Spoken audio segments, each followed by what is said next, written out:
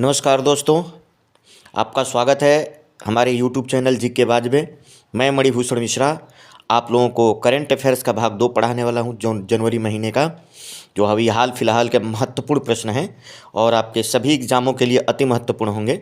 जिसमें एसएससी का सभी एग्ज़ाम होगा, यूपीपीएससी हो, यूपीएससी हो, यूपी हो, आरओ एआरओ का हो या कोई भी एग्ज़ाम हो, किसी भी परीक्षा के एग्ज़ाम हो, उन सभी के लिए समान रूप से हमारे करंट अफेयर्स महत्वपूर्ण होंगे। आप हमारे चैनल को लाइक करिए, सब्सक्राइब करिए और करंट अफेयर्स अच्छा लगे तो प्लीज़ इसको शेयर भी करिए अपने दोस्तों ग्रुप में। इस वीडियो को लाइक करना बिल्कुल मत भूलिए। आपके परीक्षा में बेहद महत्वपूर्ण प्रश्न होगा ये, जो आपके परीक्षा में डायरेक्ट छपेगा। चलिए हम शुरुआत करते हैं आज के प्रश्न का।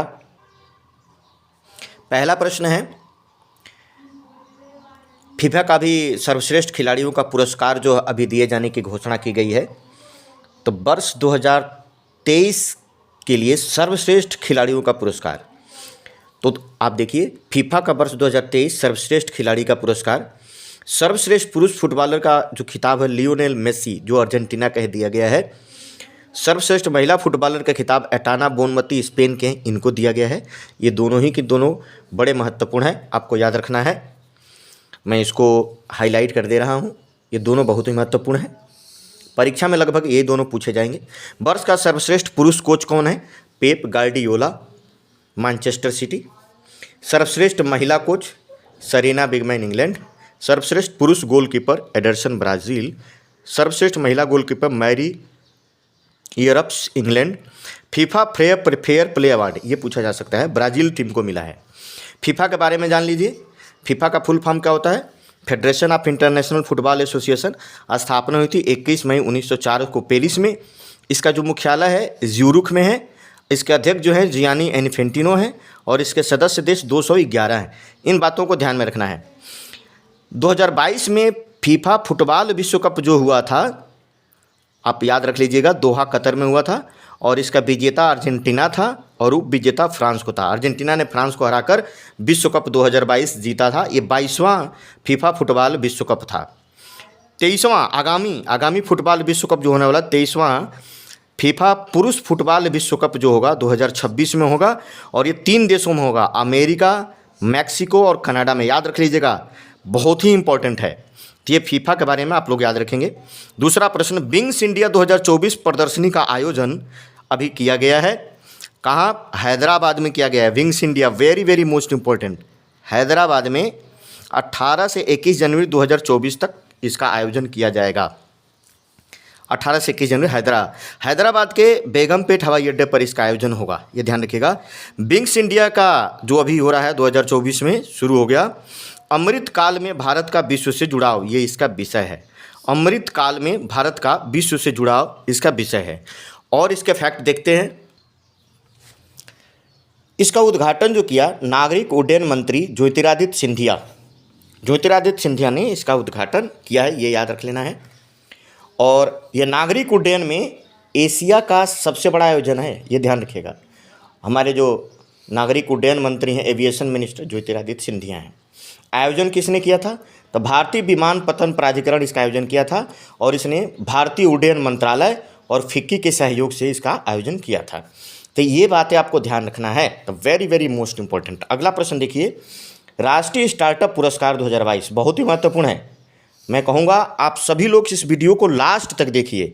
सारे प्रश्न बहुत महत्वपूर्ण है आपके परीक्षा के लिए, लास्ट तक देखिए और सारे प्रश्न को नोट कर लीजिए। आपके परीक्षा में ये प्रश्न मिस नहीं होंगे।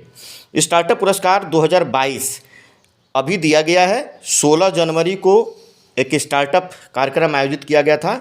उसी के अवसर पर केंद्रीय जो हमारे उद्योग इंडस्ट्री मिनिस्टर हैं, ट्रेड और कॉमर्स के, पीयूष गोयल साहब ने तो 2022 के स्टार्टअप पुरस्कार दिए हैं। दिया अभी गया है लेकिन दिया गया है 2022 के लिए, ये ध्यान रखना है। इसमें 2 कैटेगरी बनाई गई है, श्रेणी ए और श्रेणी बी। श्रेणी ए में 1 करोड़ से अधिक जनसंख्या वाले राज्यों को शामिल किया गया है, जबकि श्रेणी बी में 1 करोड़ से कम जनसंख्या को शामिल किया गया है। तो श्रेणी ए जो है 1 करोड़ से अधिक जनसंख्या जिसमें शामिल किया गया है, उसमें सर्वश्रेष्ठ प्रदर्शन करने वाले राज्यों में गुजरात पहले स्थान पर है, ध्यान रखिएगा। तो सर्वश्रेष्ठ प्रदर्शन करने वाले राज्य जो है गुजरात है, कर्नाटक है, केरल है और तमिलनाडु है। ये 4 राज्य हैं, इनमें सबसे 1 नंबर पे है गुजरात। टॉप परफॉर्मर देख लिए, महाराष्ट्र, उड़ीसा, पंजाब, राजस्थान और तेलंगाना है टॉप परफॉर्मर। लीडर राज्यों की श्रेणी में आंध्र प्रदेश, असम, मध्य प्रदेश, उत्तर प्रदेश, उत्तराखंड। तो लीडर राज्यों की श्रेणी में उत्तर प्रदेश आता है। महत्वाकांक्षी लीडर के रूप में बिहार और हरियाणा है। और उभरते पारिस्थितिकी तंत्र इकोसिस्टम में छत्तीसगढ़, दिल्ली और जम्मू कश्मीर इसमें शामिल हैं। ये बात ध्यान रखना है। अब देखते हैं श्रेणी बी राज्य के जिनकी जनसंख्या 1 करोड़ से कम होगी। श्रेणी बी में सर्वश्रेष्ठ प्रदर्शन करने वाला हिमाचल 1 नंबर पर है, ध्यान रखिएगा। टॉप परफॉर्मर अरुणाचल प्रदेश और मेघालय हैं और लीडर की श्रेणी में गोवा, मणिपुर और त्रिपुरा आते हैं। ये बातें आपको ध्यान रखनी है। अभी तो हो गया कि राज्यों को सर्वश्रेष्ठ परफॉर्मिंग के आधार पर दिया गया है। राष्ट्रीय स्टार्टअप पुरस्कार 2023, कुल राष्ट्रीय स्टार्टअप पुरस्कार में कुल पुरस्कारों की संख्या है 21। इसमें जो कंपनी है axial arrow private limited Telangana की है, जिसे सर्वश्रेष्ठ स्टार्टअप का पुरस्कार दिया गया है। कंट्री के लिए प्राइवेट लिमिटेड उत्तर पूर्वी दिल्ली में ये है, इसको दूसरे स्थान पर रखा गया है स्टार्टअप पुरस्कारों में। 21 पुरस्कारों में 2 ये टॉप हैं, इसको ध्यान में रखना है। अब देखिए, अभी एक खबर निकल के आई है कि भारतीय जीवन बीमा निगम LIC भारत की सबसे मूल्यवान कंपनी बन गई है। ये प्रश्न बहुत महत्वपूर्ण है, ऐसे ही प्रश्न परीक्षा में आते हैं। इसने SBI को पीछे छोड़ा है, स्टेट बैंक ऑफ इंडिया को पीछे छोड़कर बाजार पूंजीकरण के मामले में भारत की सबसे मूल्यवान कंपनी बन गई है LIC, भारतीय जीवन बीमा निगम। LIC का बाजार पूंजीकरण 5.8 लाख करोड़ रुपए हो गया है, जबकि SBI का लगभग 5.65 लाख करोड़ रुपए है। तो थोड़ा सा ही अंतर है, लेकिन फिर भी LIC भारत की सबसे मूल्यवान कंपनी बन गई है, ध्यान रखिएगा। अगला 5वां प्रश्न देखते हैं, ग्लोबल फायर पावर रैंकिंग 2024। अब ये रैंकिंग क्या है? तो ग्लोबल फायर पावर रैंकिंग ये देखता है कि दुनिया के देश अपने सैन्य बल पर, सैन्य ताकतों पर कितना खर्चा करते हैं, ये देखा जाता है। किसकी सैन्य ताकत कितनी है, ये मिलिट्री पावर के बारे में आकलन करता है। ग्लोबल फायर पावर रैंकिंग, ऐसे ऐसे रैंकिंग ही परीक्षा में पूछे जाते हैं। यह रैंकिंग दुनिया भर के सैन्य ताकतों का आकलन करती है कि कोई देश अपनी सेना पर कितना खर्च करता है, और इस आधार पर इनकी रैंकिंग दी जाती है। जो रैंक में ऊपर होगा वो ज़्यादा ताकतवर देश माना जाएगा सैनिक क्षमता के और रक्षा बजट के मामले में। इसमें 145 देश शामिल किए गए, ये बात ध्यान रखिएगा, 145 देश शामिल किए गए हैं।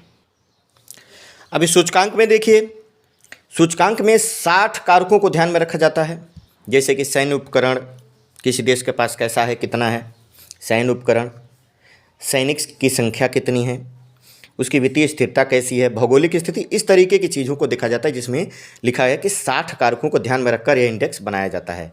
फायर पावर यह इंडेक्स तैयार करती है और जारी करती है। शीर्ष देश देख लीजिए, 1 नंबर पर अमेरिका है, दूसरे पर रूस, तीसरे पर चीन और भारत का स्थान चौथा है। ध्यान रखेंगे, फायर पावर इंडेक्स 2024 में भारत चौथे स्थान पर है, ये नहीं भूलना है। यही प्रश्न आपसे पूछा जाएगा। दक्षिण कोरिया 5वें पर है। सबसे नीचे कौन है? भूटान, मालडोवा, सूरीनाम, सोमालिया और बेनिन। तो ये सैन्य ताकतों के आधार पर रैंकिंग थी, ध्यान रखिएगा। भारत चौथे स्थान पर है, the very very most important. छठा प्रश्न है, जम्मू कश्मीर के बारामूला में झेलम स्टेडियम था, उसका नाम बदलकर किसके नाम पर रख दिया गया? तो जनरल बिपिन रावत के नाम पर रख दिया गया है। ये भारत के पूर्व CDS है। CDS मतलब चीफ ऑफ डिफेंस स्टाफ।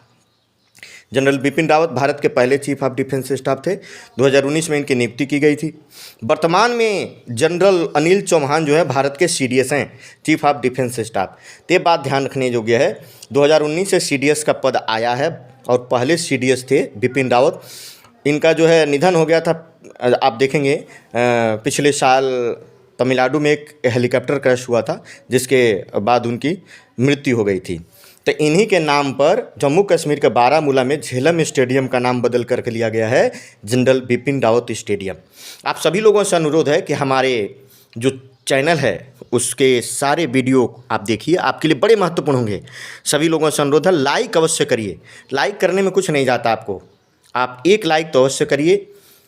बहुत जो है अच्छे से आपको वीडियो बनाए जा रहे हैं, मिलेंगे, अधिक से अधिक लोगों तक पहुंचेंगे।